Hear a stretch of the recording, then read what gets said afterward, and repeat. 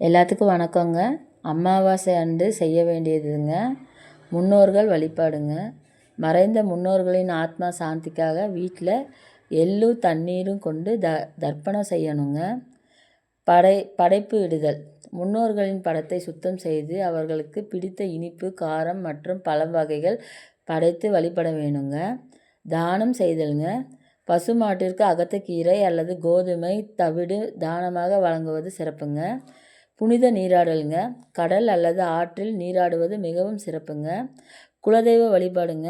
குலதெய்வத்துக்கு விளக்கேற்றி வழிபடுவது குடும்பத்துக்கு மிகவும் நல்லதுங்க. நன்றி, வணக்கமுங்க. நம்ம சேனலை சப்ஸ்கிரைப் பண்ணாதவங்களாம் சப்ஸ்கிரைப் பண்ணிக்கோங்க. பெல் ஐக்கானை அமுத்திக்கோங்க. நன்றி, வணக்கம். இந்த வீடியோவை பற்றி உங்களோட கருத்துக்களை கமெண்டில் பதிவு பண்ணுங்கள்.